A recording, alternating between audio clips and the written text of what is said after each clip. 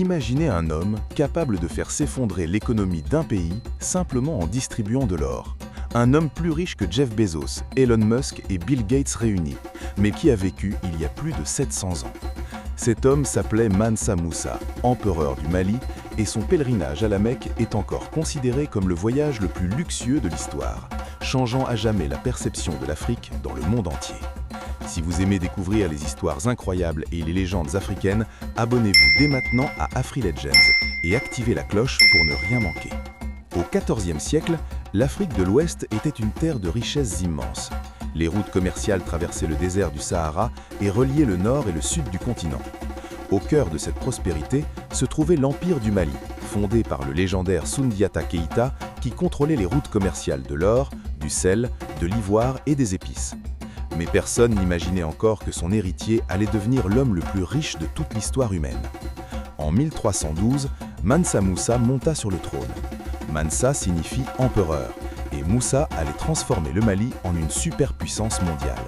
Son empire contrôlait d'immenses mines d'or, des villes prospères comme Tombouctou et Gao et des routes commerciales internationales. À cette époque, le Mali produisait près de la moitié de l'or mondial, et tout cet or appartenait à Mansa Moussa. Imaginez un seul homme possédant une richesse inimaginable, capable d'influencer des économies entières. En 1324, Mansa Moussa entreprit un pèlerinage vers la Mecque.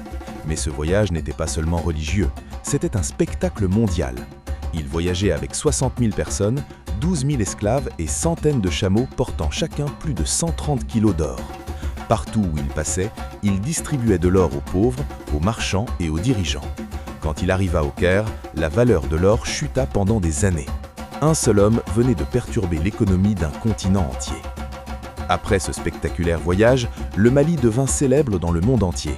Les cartes européennes représentaient un roi africain tenant un énorme morceau d'or.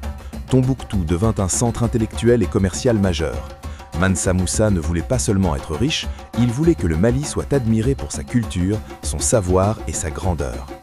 Il fit construire des mosquées majestueuses, des bibliothèques impressionnantes et des universités attirant des milliers d'étudiants venus d'Afrique et d'ailleurs.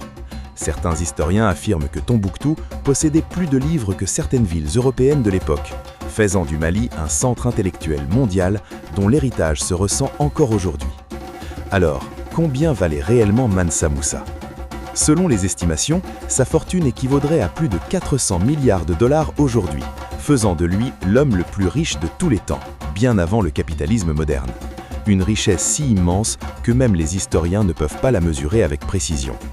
L'histoire de Mansa Moussa nous rappelle une vérité essentielle. L'Afrique n'est pas seulement un continent de richesse naturelle, c'est un continent de civilisation légendaire, de savoir et de pouvoirs incroyables. Mais ceci n'est qu'une partie de son histoire.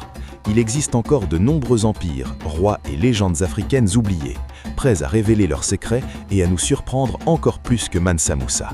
Si vous voulez découvrir toutes ces légendes et histoires incroyables d'Afrique, abonnez-vous à AfriLegends dès maintenant et rejoignez-nous pour explorer ensemble le continent des rois, reines et héros légendaires.